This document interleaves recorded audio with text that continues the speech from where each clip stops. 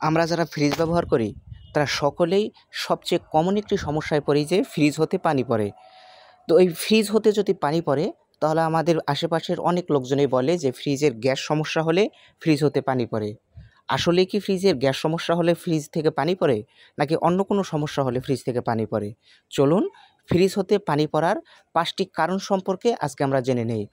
কি কারণে ফ্রিজ হতে পানি পড়তে পারে, এই ধরনের 5টি কারণ আপনাদেরকে আমরা এই ভিডিওর মাধ্যমে জানাবো। তো আপনি যদি আমাদের এই চ্যানেল একদম নতুন হয়ে থাকেন তাহলে অবশ্যই আমাদের চ্যানেলটি সাবস্ক্রাইব করে আমাদের সাথেই থাকুন। ফ্রিজ হতে পানি পড়ার একটা কমন সমস্যা হলো ফ্রিজের যে ড্রেন লাইন থাকে এই ড্রেন লাইনটি ব্লক হয়ে যাওয়া। তো এই ড্রেন লাইনটি সাধারণত ফ্রিজের নর্মালের মধ্যে পিছনের দিকে থাকে। নরমালের দরজা খুলে আপনি দেখুন যে ফ্রিজের পিছনের দিকে একটি ছিদ্র থাকে। ওই ছিদ্র ওই জায়গাতে যদি পানি জমে থাকে তাহলে ওই পানিটাই ওভারফ্লো হয়ে ডয়ারের নিচ দিকে আসে। তো ওই ছিদ্রটা যদি কোনো কারণে অনেক সময় খাবার পড়ে, অনেক সময় শ্যাওলা জমে বন্ধ হয়ে যায়। তো যদি এরকম বন্ধ হয়ে যায় তাহলে কোনো একটি গুনা দিয়ে বা শলা দিয়ে ওটা পরিষ্কার করে দিন, আপনার সমস্যার সমাধান হয়ে যাবে। আপনার ফ্রিজ থেকে আর কখনোই পানি পড়বে না। তবে আপনাদের ভয়ের কোনো কারণ নেই। এই জায়গায় আপনি যদি গুনা বা শলা দিয়ে পরিষ্কার করতে যান আপনাকে শর্ট দেবে না, আপনি কারেন্টের কোনো শর্ট খাবেন না। তো ফ্রিজ হতে যদি পানি পড়ে সর্বপ্রথম আপনি এই বিষয়টি লক্ষ্য করুন যে আপনার ফ্রিজের যে ড্রেন লাইন আছে এই ড্রেন লাইনটি ব্লক হয়ে আছে কিনা। যদি দেখেন ফ্রিজের নরমালের যে ড্রেন লাইন থাকে এই ড্রেন লাইনটি পরিষ্কার থাকার পরও আপনার ফ্রিজ হতে পানি পড়ে, তাহলে এরপরে ভালো করে লক্ষ্য করুন যে ফ্রিজের রাবার থাকে বা দরজা এটা সঠিকভাবে লাগে কিনা, এটা জোর আছে কিনা, ম্যাগনেটটা হালকা মনে হয় কিনা। যদি এরকম হয় যে ফ্রিজের রাবারটি সমস্যা তাহলে দেখবেন ফ্রিজের নরমালের ভিতরে ঘামাবে, বিভিন্ন জায়গায় সেলফ ঘামাবে, ফ্রিজের উপরে ছাদের মধ্যে ঘামাবে, মানে নরমালের ভিতরে বিভিন্ন জায়গায় ঘাম হবে। আপনি যে খাবার রাখবেন ওই খাবারের উপরে ফোঁটা ফোঁটা পানি পড়বে। তো এই ধরনের যদি পানি পড়ার সমস্যাটা হয় যে নরমালের ভিতরে ফোঁটায় ফোঁটায় পানি পড়ে তাহলে এটা রাবার বা গ্যাসকেট ফাঁকা থাকার কারণে। যে কোনো এক জায়গায় ফ্রিজের রাবারটি ফাঁকা থাকে, এই জন্যই ওই ভিতরে ফোঁটা ফোঁটা পানি জমে, এটা আপনার নিচে বা ফ্লোরে পড়ে বা মাটিতে পড়ে। তো এই ধরনের সমস্যা হলে অবশ্যই আপনি ভালো কোনো টেকনিশিয়ানের মাধ্যমে ফ্রিজের রাবারটি পরিবর্তন করে নিন অথবা এর সমস্যাটির সমাধান করে নিন। তাহলে আপনার ফ্রিজ হতে আর কখনোই পানি পড়বে না। ফ্রিজের ড্রেন লাইন পরিষ্কার আছে এবং রাবার ঠিক আছে, এরপরেও যদি পানি পড়ে তাহলে ফ্রিজটি ঘুরিয়ে পিছনের দিকে চেক করুন, একটি ওয়াটার ট্রে থাকে। ওই ওয়াটার ট্রের মধ্যে ফ্রিজের নর্মাল হতে পানি পড়ে ওটার মধ্যে এবং পানি জমে।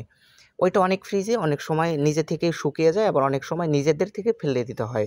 তো এখনকার দিনের যে ফ্রিজগুলি আছে এটা সাধারণত আমাদের নিজেদের থেকে পরিষ্কার করতে হয় না, ওই জায়গা থেকে অটো শুকিয়ে যায়।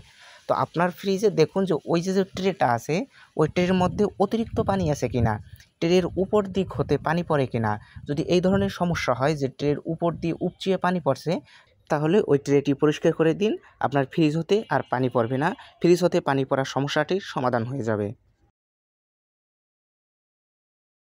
যদি ড্রেন লাইন পরিষ্কার থাকার পর রাবার ঠিক মতন লাগে অথবা আপনার যে ফ্রিজের ওয়াটার ট্রে থাকে এটাও থেকে যদি ওভারফ্লো হয়ে পানি না পড়ে, এরপরও যদি পানি পড়ে ফ্রিজ হতে, তাহলে ফ্রিজের নরমালের মধ্যে যদি কোনো খাবার আপনি দেয়াল ঘেঁষে রাখেন, পিছনের যে দেয়াল থাকে ওই দেয়াল ঘেঁষে রাখলে পরে ফ্রিজ হতে পানি পড়তে পারে। অনেক সময় ফ্রিজে যদি আমরা শাকসবজি বা ফলমূল ফাঁকা অবস্থায় রাখি ওইটা হতে জলীয় বাষ্প শোষণ হয়ে ওই ফ্রিজের মধ্যে ফোঁটায় ফোঁটায় পানি জমে, ওই পানিটা আপনাদের ফ্লোরে পড়তে পারে। এবং যদি গরম খাবার রাখেন ওই গরম খাবারের কারণে ফ্রিজ হতে পানি পড়তে পারে। তো আমাদের খাবার রাখার ক্ষেত্রে সবসময় সচেতন থাকতে হবে, ফ্রিজের পিছন দিক হতে 1 ইঞ্চি বা হাফ ইঞ্চি ফাঁকা রাখবো এবং গরম খাবার কখনোই রাখবো না। যদি শাকসবজি অথবা ফলমূল রাখি এগুলি অবশ্যই আমরা পলিথিনে মুড়িয়ে রাখবো। এতক্ষণ আমরা যে বিষয়গুলি নিয়ে আপনাদের বললাম এই সমস্যাগুলির পরেও যদি আপনার ফ্রিজটি ঘামে বা ফ্রিজ হতে পানি পড়ে তাহলে লক্ষ্য করুন ফ্রিজটি কোনো ঠান্ডা পরিবেশে আছে কিনা বা ফ্রিজটি স্যাঁতস্যাঁতে রুমে আছে কিনা। যদি ফ্রিজটি ঠান্ডা পরিবেশে থাকে বা স্যাঁতস্যাঁতে পরিবেশে থাকে অথবা যদি লক্ষ্য করেন ফ্রিজটি শুধুমাত্র বৃষ্টির দিনে বা যখন একটানা বৃষ্টি হয় তখন ফ্রিজ হতে পানি পড়ে, তাহলে আসলে এটা হলো আর্দ্রতার কারণে হয়। অনেক সময় ফ্রিজটি যদি ঠান্ডা পরিবেশে থাকে তাহলে বাতাসের জলীয় বাষ্প থাকে, এই জলীয় বাষ্পটা ফ্রিজের পাশে, ফ্রিজের ভিতরে, দরজায়, পিছনে বা উপরের দিকে বিন্দু বিন্দু আকারে জমা হয়ে ওই পানি ফ্লোরে পড়ে বা ফ্রিজ হতে নিচে পড়ে। ওইটা আমরা অনেক সময় লক্ষ্য করতে পারি না এবং ওই পানিটাই পড়ে। এইজন্য ফ্রিজটি যদি ঠান্ডা পরিবেশে বা নিচতলায় হয়ে থাকে, আপনি রুমটি পরিবর্তন করে দেখতে পারেন ফ্রিজ হতে এরকম পানি পড়ে কিনা। আশা করি আপনার ফ্রিজ হতে পানি পড়ার সমস্যাগুলি আপনি নিজেই সমাধান করতে পারবেন। তো এতক্ষণ আমাদের সাথে থাকার জন্য অসংখ্য ধন্যবাদ। যদি ভিডিওটি ভালো লাগে অবশ্যই আমাদের চ্যানেলটি সাবস্ক্রাইব করে সাথেই থাকবেন। ধন্যবাদ।